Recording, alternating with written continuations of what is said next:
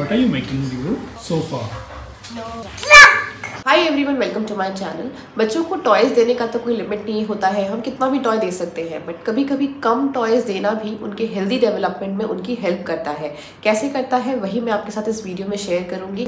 ये बहुत ही छोटा टॉपिक है लेकिन ये इंपॉर्टेंट है क्योंकि ऐसी बातों पर हमारा ध्यान नहीं जाता है और इनमें से काफ़ी चीज़ें मुझे भी अभी रियलाइज़ हुई हैं। तो आइए शुरू करते हैं आज का वीडियो। फर्स्ट पॉइंट आता है क्रिएटिविटी। अगर उनके पास लिमिटेड टॉय रहेगा तो वो उसी से मल्टीपल यूज़ करना सीखते हैं।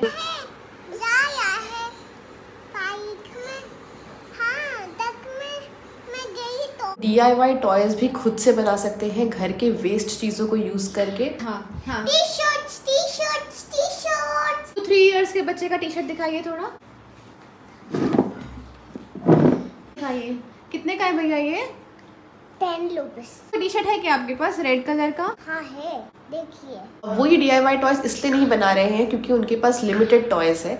वो उनकी क्रिएटिविटी है, क्रिएटिव माइंड को हम उनके डेवलप कर रहे हैं। वो तभी होगा जब उनके पास करने के लिए कुछ भी नहीं होगा। नेक्स्ट चीज आती है कि उनका अटेंशन स्पैन और फोकस बढ़ता है, यानी कि अगर उनके पास मल्टीपल टॉयज रहेंगे तो वो एक टॉय से खेलेंगे, उसके बाद उन्हें लगेगा कि दूसरा टॉय ले आते हैं। देखो तुमने वहाँ पे वो पजल निकाल के रखा है, ये ब्लॉक्स निकाल के रखा है, और यहाँ पे ये फ्लावर्स और फ्रूट्स का पजल निकाल के रखा है। तो वो एक टॉय पे बहुत देर तक बैठ नहीं पाएंगे, फोकस नहीं कर पाएंगे। तो अगर उनके पास ऑप्शन ही नहीं होगा तो वो एक टॉय पे ज्यादा से ज्यादा अपना समय बिता पाएंगे। उसके बाद नेक्स्ट चीज बच्चों को रिस्पॉन्सिबल बनाता है। जब हम छोटे थे हमारी कोई चीज टूट जाती थी तो हम उसको रिपेयर करने की कोशिश करते थे क्योंकि हमारे पास दूसरा ऑप्शन नहीं होता था। अगर हम उससे नहीं खेलेंगे तो फिर किससे खेलेंगे? शायद वो चीज़ दोबारा मिले ही ना। बट अभी की सिचुएशन में ऐसा है कि हम पेरेंट्स के लिए टॉयज़ को रिप्लेस करना बहुत ज़्यादा आसान है। अभी अगर बच्चों की कोई चीज़ टूट जाती है तो बच्चों के पास ये ऑप्शन रहता है कि उनके पास इतने सारे टॉयज़ हैं घर पे, तो अगर एक टूट भी जाएगा तो क्या ही फ़र्क पड़ने वाला है। तो वो अपने टॉयज़ की तरफ रिस्पॉन्सिबल नहीं होते हैं। तो अगर कम चीज़ें रहेंगी तो वो अपनी चीज़ों को ज़्यादा केयर करेंगे। उसके बाद नेक्स्ट, टॉयज़ कम रहेंगी तो उनकी हॉबीज़ डेवलप होंगी। फॉर एग्जाम्पल मैंने बहुत बार नोटिस किया है कि जब मेरे बच्चे टॉयज़ से बोर हो जाते हैं तो वो व्हाइट बोर्ड निकाल लेते हैं या फिर ड्राइंग बुक निकाल लेते हैं और अलग अलग तरीके के ड्राइंग्स करते हैं। हमने उस दिन ऑन द स्पॉट एक गेम बनाया जो डमशराज के फॉर्म का होता है, जिसमें कि जस्ट चिट्स मैंने बना दिए और उस चिट्स को देखकर बच्चे को रीड करके उसका ड्राइंग बनाना था और जो उसका टीम मेंबर था वो गेस कर रहा था कि क्या ड्राइंग है। गिटार। यस। नाइस। और ऐसे गेम्स बच्चे ज़्यादा एंजॉय करते हैं क्योंकि उसमें हम इन्वॉल्व रहते हैं उनके साथ। उसके बाद नेक्स्ट वो शेयरिंग करना सीखते हैं।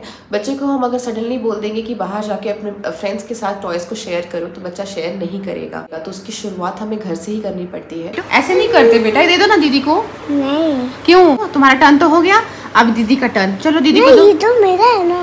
और दूसरा वो टर्न लेना सीखते हैं, जैसे कि अपने टर्न का वेट करना। तो ये टर्न टेकिंग भी एक इम्पॉर्टेंट स्किल होता है बच्चे के लाइफ में। उसके बाद next, limited number of toys रहेगा तो बच्चे ज़्यादातर आउटडोर में टाइम स्पेंड करना चाहेंगे, बाहर खेलना चाहेंगे। आजकल बच्चे ज़्यादातर घर में रहते हैं, स्क्रीन देखते हैं या फिर वो अपने टॉयज से खेलते हैं, तो टॉयज़ का ऑप्शन नहीं रहेगा तो वो एटलीस्ट बाहर जाना पसंद करेंगे। उसके बाद नेक्स्ट हमारा घर थोड़ा ऑर्गेनाइज्ड रहेगा क्योंकि जब मल्टीपल टॉयज़ होते हैं तो बच्चे सारे टॉयज़ एक साथ लाके एक जगह पर खेलना शुरू कर देते हैं और वहाँ पे पूरा मैस क्रिएट हो जाता है। तो अगर लिमिटेड नंबर ऑफ टॉयज़ रहेगा तो वो एक एक करके एक से खेलेंगे, कुछ ज़्यादा वक्त बिताएंगे एक टॉय के साथ, उसके बाद वो दूसरा टॉय लाएंगे। तो इस तरह से थोड़ा घर ऑर्गेनाइज्ड रह सकता है। वो छोटी चीज़ों की भी कदर करते हैं, वो हमारी भी कदर करेंगे।